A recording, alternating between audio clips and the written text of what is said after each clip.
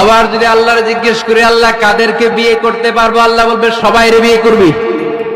বাংলাদেশের নারীরা বিয়ে করা হালাল, পাকিস্তানের মেয়েদেরকে বিয়ে করা হালাল, সৌদি আরবের নারীদেরকে বিয়ে করা হালাল, এই বাংলাদেশের সিলেটের মেয়েদেরকে বিয়ে করা হালাল, ঢাকার মেয়েদেরকে বিয়ে করা হালাল, চট্টগ্রামের মেয়েদেরকে বিয়ে করা হালাল। হালালের কোনো শেষ নাই, সুবহানাল্লাহ পড়েন।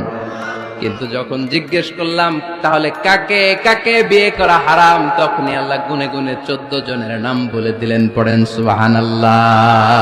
হুররিমাত আলাইকুম উম্মাহাতুকুম ওয়া বানাতুকুম ওয়া আখাওয়াতুকুম ওয়া আম্মাতুকুম ওয়া খালাতুকুম ওয়া বানাতুল আখি ওয়া বানাতুল উখত। চিল্লায় পড়েন আল্লাহু আকবার।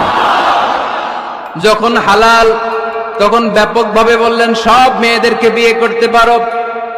মুসলিম যত নারী হয়, বাংলাদেশের হোক, পাকিস্তানের হোক, ইন্ডিয়ার হোক, গোটা বিশ্বের যে কোনো জায়গার মুসলিম নারী হলেই সেটা হালাল। কিন্তু হারাম কোনটা যখন জিজ্ঞেস করলাম, গুনে গুনে বললেন মাকে বিয়ে করা হারাম, নিজের কন্যাকে বিয়ে করা হারাম, বোনকে বিয়ে করা হারাম, ফুফিকে বিয়ে করা হারাম, খালাকে বিয়ে করা হারাম, ভাতিজিকে বিয়ে করা হারাম, নিজের ভাগ্নিকে বিয়ে করা হারাম। সুবহানাল্লাহ পড়বেন না? তাহলে সহজ না কঠিন? চিল্লায় বলেন, কি সহজ ইসলাম, কত সহজ।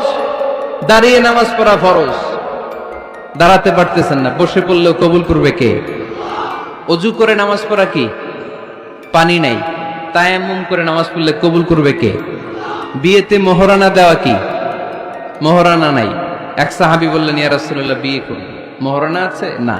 কি আছে? তো কিচ্ছু না। তো কিচ্ছু না থাকলে বিয়ে করবা কেমন? মোহরানা দেওয়া লাগবে না? কোরআন পারো? পারি। কয়টা সূরা? এতটা সূরা। এক নারীকে জিজ্ঞেস করলেন কোরআন পারো? বলে না, পারি না। আল্লাহর হাবিব সাল্লাল্লাহু আলাইহি ওয়াসাল্লাম দুইজনকে বিয়ে পড়ায় দিলেন। আর নারীকে বললেন, মা তুমি কোরআন পারো না, কিন্তু তোমার স্বামী কোরআন পারে, তোমার স্বামী টাকা দিয়ে পয়সা দিয়ে তোমাকে মোহরানা দিবে, সামর্থ্য তার নাই, সে প্রতিদিন তোমার একটু একটু করে কোরআন শিখায় দিবে, এটাই মা তোর বিয়ের মোহর। সহজ না কঠিন? আর কোনদিন ইসলামকে কঠিন বলবেন?